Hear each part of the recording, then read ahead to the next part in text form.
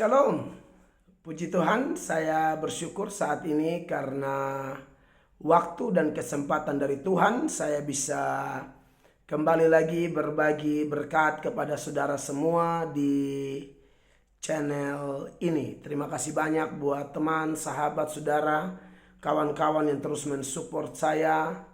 Ya, komentar yang saya dapat nih kan macam-macam dari setiap video. Tapi bagi saya misalnya ada dari 1.000 orang beri komentar, 998 orang misalnya tidak setuju atau katakanlah mengeluarkan kata-kata keras. Tapi kalau ada 2 orang saja yang mendukung, itu saya semangat itu. Kalau saya orangnya begitu ya. Dan puji Tuhan, setiap video saya lihat hal itu terjadi. Nah, kekasih-kekasih Tuhan, dan ternyata memang respon orang kan beda-beda ya. Tapi bagi kita yang belajar firman, apapun responnya, benar atau tidak, itu kan sangat ditentukan oleh apa kata firman Tuhan dengan tafsiran yang benar. Tentunya kita mohon Roh Kudus tolong kita supaya kalau kita menanggapi, kita menolong, ya kan, betul-betul dengan pimpinan Roh Kudus yang dari kasih ketulusan seperti itu.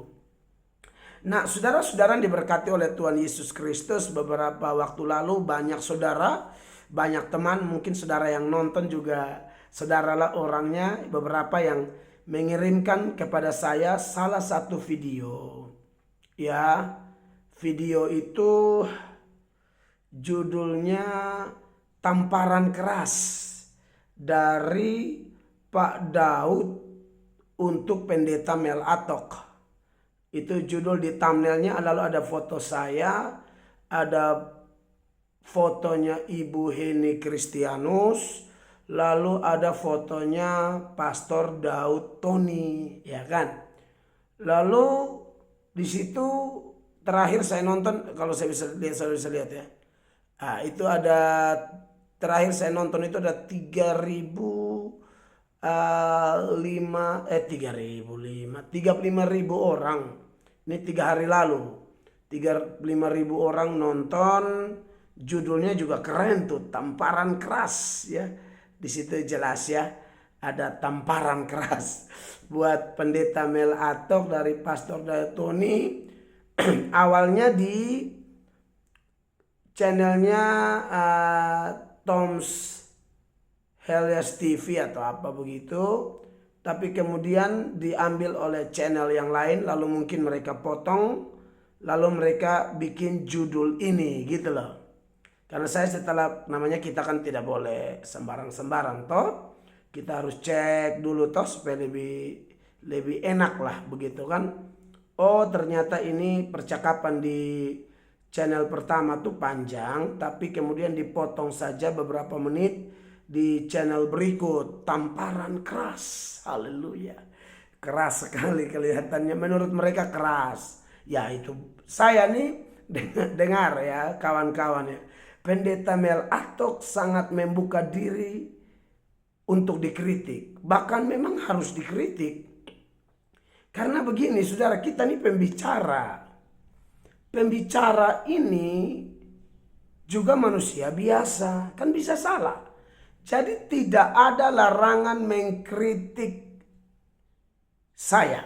Kalau saya pribadi, tentu saya punya dasar yang sangat jelas kenapa saya membuka diri selebar-lebarnya untuk dikritik, bahkan dengan judul-judul yang keren ya.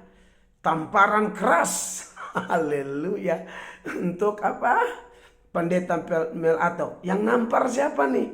Nampar maksudnya bukan tampar beneran, tapi nampar melalui kayak teguran atau peringatan gitu loh. Itu saya paling doyan, asal benar. Kalau tidak benar, nah disinilah kita akan memeriksa ini tamparan keras atau tamparan meleset. Ini nih tamparan keras atau tamparan ngawur. Ini nih tamparan keras atau tamparan abal-abal. Ini nih tamparan keras atau tamparan bodoh? Ini nih tamparan keras atau tamparan yang justru bertentangan dengan firman Tuhan Yesus Kristus, gitu loh Mas. Ya, saya lihat Pak Tony senang ya, gitu loh Mas ya. Nah, mari kita lihat apa namanya video itu yang tadi itu isinya tamparan keras. Memang saya tidak temukan Bapak Tony Daud menyebutkan nama saya, tapi di channel yang berikut, channel apa? Channel Anak Tuhan ya. Subscribernya baru 9.000 berapa? 9.000-an lah, mau 10.000 kayaknya. Ya. Nah, ini kemudian mereka yang bikin judul, ini tamparan keras. Ayo kita lihat ya. Saya tidak apa-apa, nampar aja nggak apa-apa. Nampar aja nggak apa-apa, gua mah asik-asik aja kali, hamba Tuhan masa nggak mau ditampar ya kan? Nah, tapi gini masalahnya, apa betul ini tamparan ya? Oke, kita dari channel Anak Tuhan, dia yakin sekali, kelihatan si channel Anak Tuhan ini yakin sekali bahwa yang di channel Tom's Helios TV itu Pak Tony sedang tegur saya, makanya dia berani tempel yang tadi tuh ya, Mel atau pegang Alkitab, ceker ya kan? Oke, kita lihat dulu. Saya ini paling senang dengar Pak Tony juga ya. Senang supaya saya bisa, siapa tahu ada yang bisa kita saling mengisi ya, kita saling mengisi gitu ya. Oke, ini saudara dengar ya. Nanti kalau ada iklan sorry ya. Nah, pokoknya dia mulainya kayak gini. Saya sebutkan namanya ya.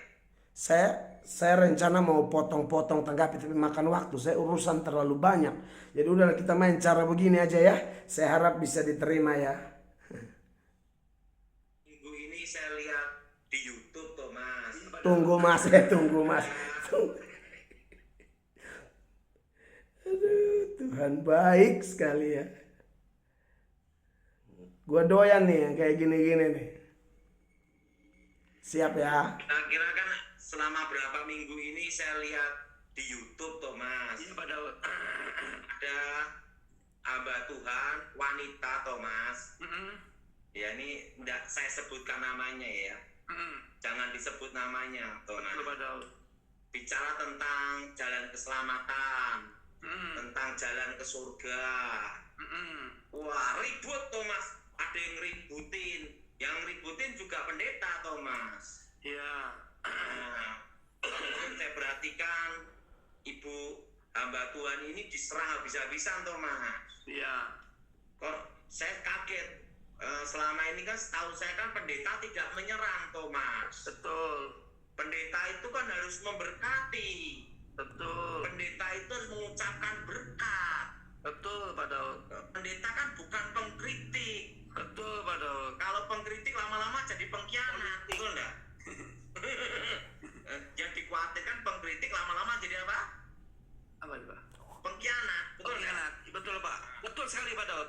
Nah, orang yang suka ngkritik hati-hati, lama-lama jadi pengkhianat sendiri, Thomas. Betul Pak Daud. Nah, setelah pengkhianat jadi apa? Penjahat, Thomas. Penjahat. Betul Pak Daud. Nah, saya lihat di YouTube diserang habis-habisan. Nah, saya tuh sedih, Thomas. Iya. Media. Iya, jadi gitu tuh. Jadi gini, oh ini tamparan kerasnya. Nanti saya lanjut, kan saya potong-potong slow aja ya kan. Jadi begini Pak Daud Tony, kalau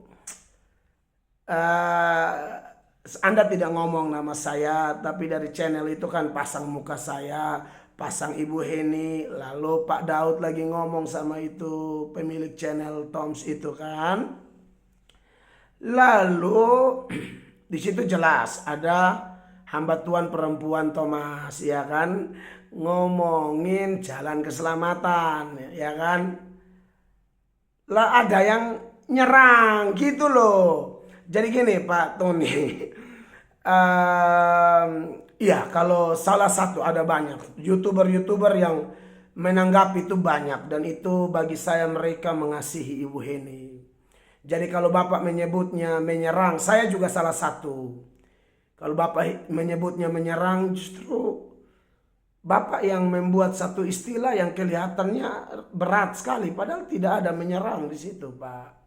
Di situ itu kami kan tanggapi dengan dasar firman apa adanya. Soal suara-suara keras, misalnya karakter saya kalau berkhotbah keras, apa itu kan karakter orang. Anda silakan nonton video-video saya yang lain tentang Ibu Heni. Jangan pakai istilah menyerang lalu diartikan secara negatif. Seolah-olah kami benci lalu mau menjatuhkan Ibu Heni. Tidak. Kami mau menolong. Ajaran 3 jalan itu sudah pasti sesat. Itu bukan Ibu Heni salah ngomong. Antara judul dan isi itu betul-betul sama. Jadi kami tolong kan. Harusnya Ibu Heni, kalau Ibu Heni hamba Tuhan dan Pak Daud juga seorang hamba Tuhan yang belajar firman baik-baik. Pak Daud tidak akan memberikan omongan kayak tadi tuh. Setahu saya hamba Tuhan tidak boleh mengkritik Thomas. Harusnya memberkati Pak Daud Tony atau Pak Tony Daud. Anda baca Alkitab atau tidak selama ini? Soalnya saya lihat Anda punya pelayanan kan seputaran mimpi buruk, ya, kuburan, ya kan? Apalagi lidah api, kutuk-kutuk kayak gitu kan? Saya tanya Pak Daud, baca Alkitab atau tidak? Masa mengkritik tidak boleh, Pak? Para nabi melakukan kritikan. Yohanes Pembaptis mengecam dengan begitu luar biasa. Hei keturunan ular beludak. Datang lagi Tuhan Yesus di Matius 23 itu, Pak. Mulai ayat 16 sampai ayat 36 itu kecaman begitu keras dari Tuhan Yesus kepada ahli-ahli Taurat, Pak. Celakalah kamu orang munafik kuburan yang berlabur putih. Loh, gimana Thomas? Masa mengkritik tidak boleh, Mas? Belum lagi rasul-rasul. Apalagi Paulus. Dan itu juga menjadi kewajiban orang Kristen. Orang Kristen itu harus mempertanggungjawabkan imannya. Justru menurut saya, ketika ada orang dikritisi Pak Daud dan memang mutlak kok itu sesat, tidak bisa ditolerir itu, Pak. Bapak terlalu bermain perasaan kali, ya. Ya, jadi apa yang kami lakukan kepada Ibu Heni, saya sebenarnya sudah tidak mau bahas lagi loh ya. Tapi kok kenapa ada Pak Daud Tony jadi pahlawan kesiangan? Yang menurut saya ini fatal. Video Bapak ini saya kuliti habis-habisan nih hari ini nih. Pak, kritik itu boleh. Kalau tidak boleh, tidak ada hari reformasi. Kita semua agama Katolik. Tapi karena ada Martin Luther di tahun 1517 memakukan 95 dalil itu, ya, lalu kemudian diringkas menjadi 5 sola. Disitulah lahir gereja Protestan, lahir juga gereja karismatik yang di dalamnya Pak Tony melayani, Ibu Heni melayani. Itu hasil protes, Pak, hasil kritik. Kita kalau tidak dikritik, kita tidak ada agama Kristen Protestan, apalagi karismatik Pentakosta, yang ada Katolik doang. Gitu loh, Mas. Jadi gini loh, Pak. Saya nih waktu nonton jujur, Pak, saya lucu setengah mati, Pak. Kok tamparan keras, tamparan ngawur begini kok keras, dari mana? Bapak mau bilang Tuhan Yesus salah saat mengkritik? Itu bukan hamba Tuhan. Itu bukan memberkati. Ketika Tuhan Yesus bilang sama Petrus, "Hei iblis." Waktu di Matius 16 itu, Pak. Ayat 21, 22 dan seterusnya. Ketika Yesus bilang mau ke Yerusalem. Lalu Petrus menegur. Apa yang Tuhan Yesus bilang sama Petrus? Bapak baca di situ. "Hei iblis." Panggil Petrus iblis. Masih mending saya panggil Pak Tony Daud. Masih mending saya panggil Ibu Heni. Padahal orang yang ajarannya tidak sesuai firman itu anak iblis. Gitu Mas. Jadi aduh saya lihat kok Bapak Daud Tony ini mau jadi pahlawan. Hah? Bela itu sesuai firman, jangan kayak Anda ini. Justru Anda ini tidak memberkati Ibu Heni sebenarnya. Orang ajaran salah kok Anda dukung-dukung seolah-olah pembiaran. Harusnya Anda kalau mengasihi Ibu Heni, Anda tegur Ibu Heni, salah tuh, mumpung Anda kenal dia, saya tidak kenal. Tapi ajarannya sudah berbahaya karena sudah dipublik. Ibu Heninya tidak mau terima, tidak penting buat saya. Yang penting jemaat-jemaat itu yang sudah resah dan minta kami tanggapi, mereka dipulihkan. Bapak cuma hatinya sama sesama kalian sih, saya sama umat. Dan ingat, domba Tuhan itu tidak kenal sinode, tidak kenal organisasi. Sangat sedikit ayat tentang jemaah iblis atau jemaah palsu. Lebih banyak tuh nabi palsu karena ngomong dan ngomongnya salah. Salah satu contoh Bapak ini kasih masukan bukannya menolong orang. Hamba Tuhan tuh harusnya memberkati, bukan mengkritik. Dari mana kau tahu hamba Tuhan tidak boleh mengkritik? Paulus kritik orang gila-gilaan, Apolos kritik orang gila-gilaan, bersoal jawab, berdebat, berbantah-bantah. Apa perlu saya baca ayat-ayat buat Anda? Ini banyak banget Pak Tony. Aduh kasihan ya. Baru kawan yang satu lagi juga, amin, amin. Nanti kita lihat. Betul, betul apa Pak? Bikin channel itu bagus, tapi ngomong kebenaran murni. Tamparan keras dari Hong Kong. Abal-abal begitu kok tamparan keras. Cari yang lebih mantap lah. Yang kayak begituan aduh, saya telan habis semua nanti. Keras dari Hong Kong. Ya.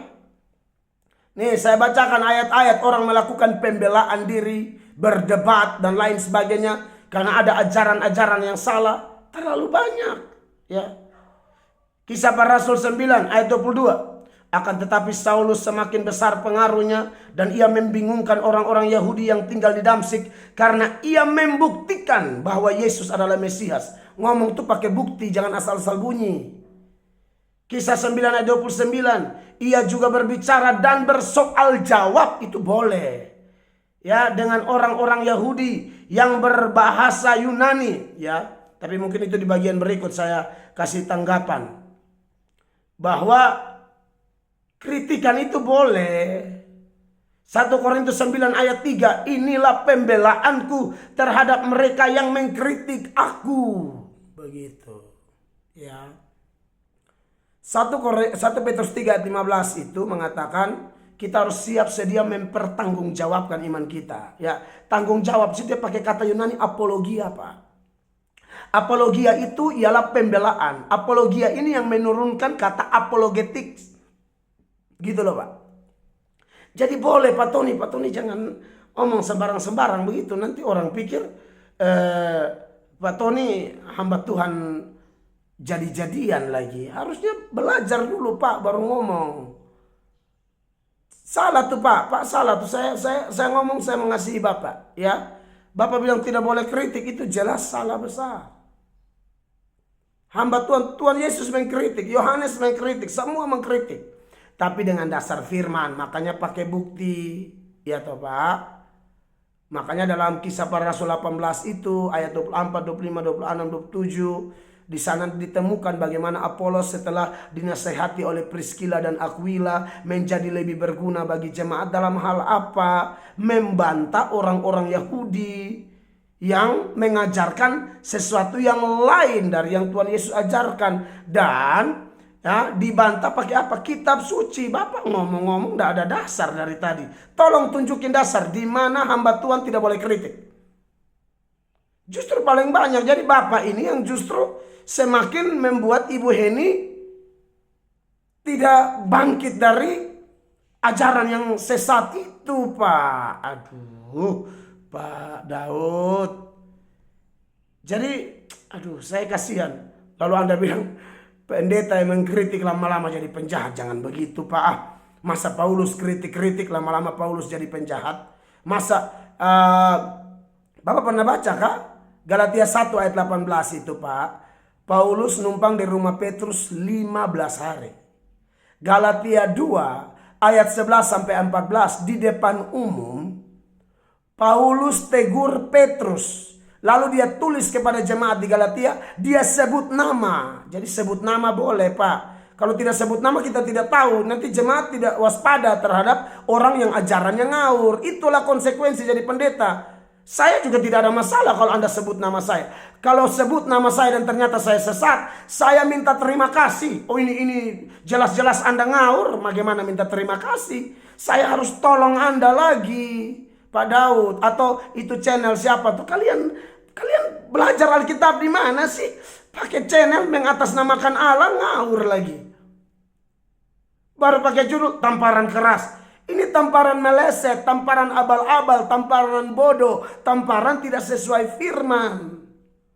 Masa gara-gara Paulus menegur Petrus, Paulus jadi penjahat Pak Daud? Jangan begitu dong Pak. Sembarang aja.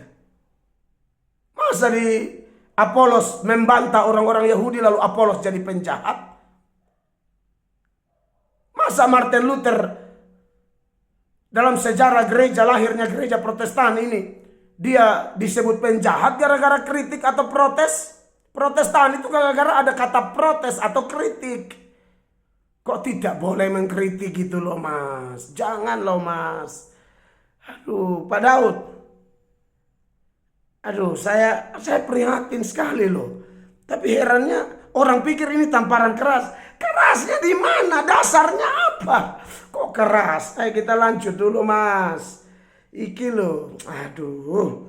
Apa lagi? Media sosial ini kan bukan untuk serang dan mengkritik, apalagi yang mengkritik itu seorang pendeta, Thomas. Iya Pak Daud. Nah itu harus bertobat itu, Thomas. Pelepasan apa Pak Daud? Hah? Harus pelepasan. Bertobat. Ampun, pelepasan ya gara-gara media sosial itu Bapak salah. Media sosial itu harus pakai mengkritik. Nah, contoh channel kalian ini sedang mengkritisi hamba Tuhan itu. Kalau memang itu saya, berarti sedang kritisi saya. Anda memakai standar ganda. Anda bilang mengkritik itu. Nah ini nih Pak, aduh Pak Daud ini orang yang jemaat Tuhan di tempat gereja-gereja yang pendetanya ajar dengan penuh kesungguhan, belajar baru ajar. Mereka ketawa lihat videonya Pak Daud ini. Mengkritik itu tidak boleh di media sosial. Nah itu yang Bapak lakukan lagi ngapain? Kritik itu. Aduh itu standar ganda itu Pak. Bapak menyerang diri Bapak sendiri. Kalau saya kan tidak punya prinsip kayak Bapak. Kalau saya kan bilang boleh. Bapak bilang tidak boleh. Sementara video tadi itu Bapak sama itu kawan doa pelepasan tadi itu mengatakan bahwa tidak boleh loh Mas. Pak, itu Bapak serang diri Bapak sendiri. Kalau pendeta mengkritik lama-lama jadi pengkhianat, ya kan? Lama-lama jadi itu namanya apa, Pak? Namanya kritik. Nah, Bapak jangan nyerang diri Bapak sendiri. Masa kalau saya kan bilang boleh, berarti bukan saya itu. Yang pengkhianat itu Bapak. Yang lama-lama jadi penjahat bisa Bapak. Karena apa? Bapak bilang yang tukang kritik, padahal itu video tuh Bapak lagi kritik loh. Jangan standar ganda, Pak. Inilah aduh kurang waspada. Serang salah orang. Tidak boleh. Makanya ini buat kawan-kawan semua. Kritik tuh boleh. Silakan, kita harus beri diri dikritik. Makanya dari awal video saya bilang kritik saya. Asal benar. Tidak benar saya kasih masukan gitu loh Mas. Aduh Pak Daud. Bapak belajar dulu, jangan terlalu ini. Kalau tidak nanti omongan Bapak seputaran kuburan terus. Kutuk ini, kutuk itu. Belajar Alkitab dulu. Masa Bapak bilang pengkritik, lama-lama jadi pengkhianat, lama-lama jadi penjahat loh Mas. Lalu masnya bilang, doa pelepas. Ayo, doa pelepasan Pak Daud tuh. Dia yang mesti dilepaskan. Karena dia sedang kritik. Tapi dia larang orang mengkritik. Dengan cara mengkritik. What? Nah gitu loh mas ya. Aduh saya nih kok prihatin banget loh mas. Jadi gini, ayo udah kita lanjut dulu ya. Jujur saya sebenarnya kalau dengan Ibu Heni saya sudah pikir cukup. Tapi dengan adanya video ini, tamparan keras, sadap, keras dari Hong Kong. Kita lanjut ya. Jadi media tuh boleh Pak. Kalau media tidak kritik, wah bahaya. Media sosial harus pakai kritik orang. Ya kalau ada pemerintah, oknum pemerintah salah kritik. Ya Cokro TV contohnya Pak, itu keren. Cokro TV aja boleh, pendeta tidak boleh. Gimana sih mas? Orang Alkitabnya ngajar kita harus tegur, nyatakan yang salah, berani menyatakan kesalahan. Itu kan ada ayatnya. Gimana sih? Fungsi firman Allah apa sih Pak Daud? 2 Timotius 3 ayat 16 tahu ya. Segala tulisan yang diilhamkan Allah memang bermanfaat untuk mengajar. Yang kedua, menyatakan kesalahan. Yang ketiga, memperbaiki kelakuan. Yang keempat, mendidik orang dalam kebenaran. Kita lagi kasih masukan berharga dengan data-data firman yang dengan penuh ketulusan. Kami sedang kasih masukan di Ibu Heni. Loh mas datang jadi pahlawan. Pahlawan tanpa dasar. Pahlawan yang standar ganda. Pahlawan yang nyerang diri sendiri. Pak Tony yang butuh dilepaskan. Oke kita lanjut ya. Ini pokoknya saya kasih terang benderang. Saya kemarin bukan tidak mau tanggapi. Sorry ini video ece-ece banget nih. Saya belum ada waktu aja. Ini sekarang sudah ada waktu nih. Waktunya juga mepet lagi. Mau makan siang sama pendeta Saifuddin Ibrahim nih. Makanya saya cepat-cepat bikin dulu. Lanjut. Itu lebih parah tuh mas. Waduh. Lebih parah itu. Kita ini tidak boleh menghakimi toh mas. Lah. Penghakiman tuh di tangan Tuhan. Buset. Iya. You ribut-ribut saya mau tanya apakah kamu pernah mati? Nah, Tanyanya. gua suka nih. Semua kan ada doktrin. Oke. Mantap nih. Apa tadi? Aduh, ini kan tambah kacau nih saya lihat. Apa? Ulang. Tadi aduh Pak Daud, Anda parah sekali ini. Ya. Sudah. Tidak boleh menghakimi, Pak. Menghakimi itu tidak boleh kalau menghakiminya membabi buta Pak. Tidak ada dasar, tidak ada bukti kita menghakimi. Itu dosa Pak. Kalau penghakiman tidak boleh sama sekali, pengadilan tidak ada Pak. Kalau penghakiman tidak boleh sama sekali, bagaimana dengan disiplin gereja? Kalau ada pendeta salah, ada tata gereja mengatur supaya pendetanya diskors apa dipecat. Kalau sistem menghakimi tidak ada, pendeta bersinah, pendeta bikin sesat, dibiarin aja tetap naik mimbar. Itu bahaya Pak. Disiplin gereja itu sangat keras. Bapak belajar. Itu sama artinya dengan menghakimi, menyatakan kesalahan. Mari saya tunjukkan Bapak satu ayat dulu. Ya. Mungkin Bapak selalu pakai beberapa data tentang jangan menghakimi. Cara tafsir Alkitab Pak Daud, mari saya kasih tahu. Bagian yang satu tidak boleh menyerang bagian yang lain. Pasti ada benang merah di sana. Betul ada ayat-ayat yang jangan menghakimi. Seperti Matius 7 ayat 1-5. Tapi itu pun diperbolehkan kalau. Ya. Kan yang kalau tidak boleh itu kalau kau melihat selumbar di matamu kau tidak lihat balok. Di mata Anda itu tidak boleh. Keluarin dulu balok baru urus selumbar itu boleh. Iya kan? Tapi ada yang lebih jelas Pak. Bahwa menghakimi itu boleh asal adil Pak. Ya. Ini loh Mas, saya kasih tunjuk ya. Ini apa? Yohanes 7 ayat 24. Janganlah menghakimi menurut apa yang nampak. Ini Tuhan Yesus yang ngomong Pak. Tetapi hakimilah dengan adil. Adil itu pasti ada bukti. Jangan sembarangan. Video Ibu Heni kita bikin ada bukti. Bukan tahu-tahu nuduh. Bapak tidak ikuti sih dari awal mungkin. Sekali lagi Pak, jangan terlalu banyak urus kuburan. Ayo urus ayat-ayat. Jadi jemaat tuh cerdas gitu loh Mas. Iya. Lalu apa sih tadi yang Pak bilang? Selain menghakimi. Ini dia. Kamu ngomong banyak-banyak, emangnya pernah mati? Gitu aja. Karena Pak Daud ini, buat teman-teman yang baru tahu, beliau ini pernah mati katanya. Jadi menurut Pak Daud nih hebat banget tuh kalau pernah mati. Pak, urusannya apa sama pernah mati dengan persoalan ajaran sesat tidak sesat Pak? Tidak ada dampak apa-apa Pak. Saya mungkin tanggapi sampai di sini saja dulu ya. Lain kali kalau apa saya bisa tanggapi lanjut kan. Saya lihat waktunya tidak memungkinkan. Saya tutup dengan ini Pak Daud ya. Anda pernah mati. Anda juga kesaksian naik ke sorga segala macam kan. Lalu urusannya apa Pak? Bapak pernah baca Lazarus dan orang kaya? Orang kaya itu sudah mati.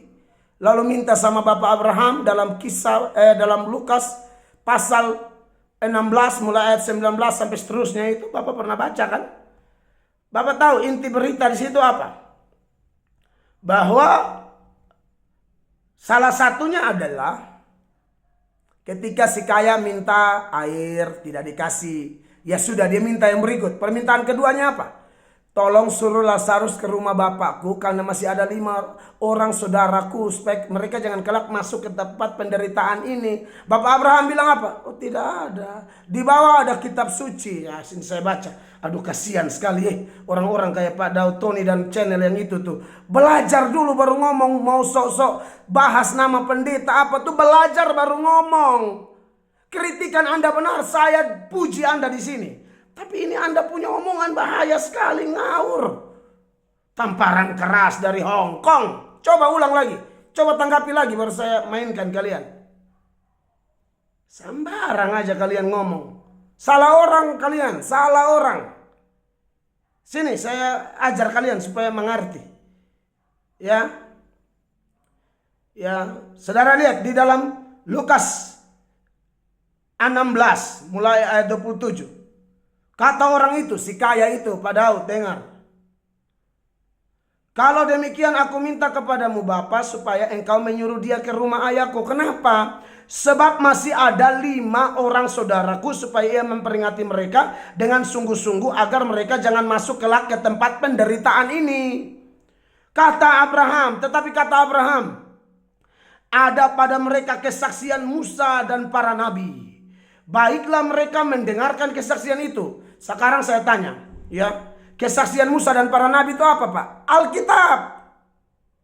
Kitab Musa tulis Pentateuk itu, Kejadian, Keluaran, Imamat, Bilangan, lalu kitab-kitab nabi-nabi semua.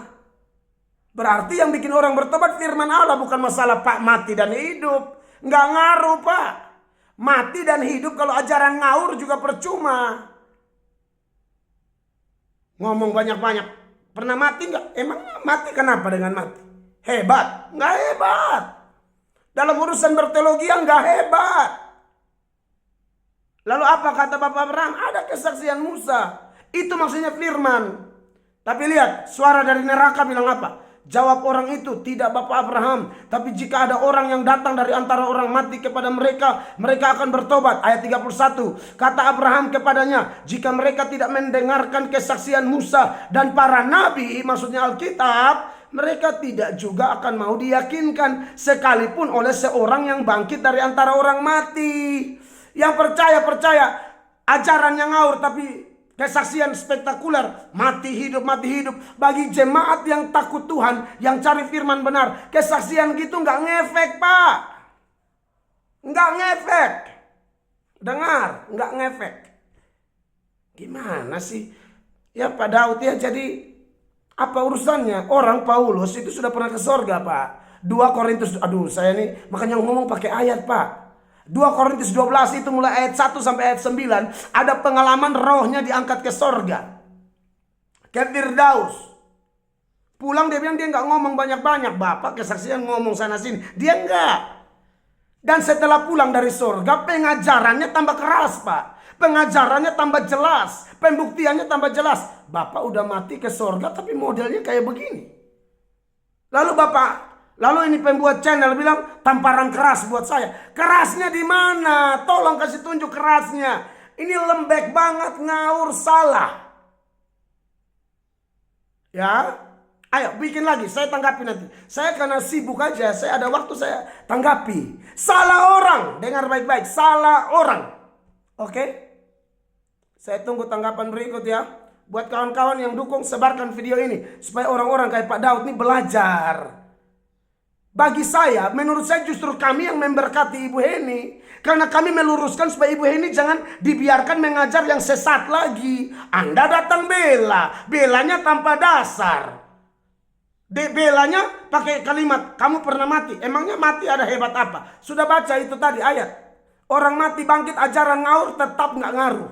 Alkitab, makanya kami pakai Alkitab. Tunjukkan ayat di mana Bapak mau bantah saya, silakan.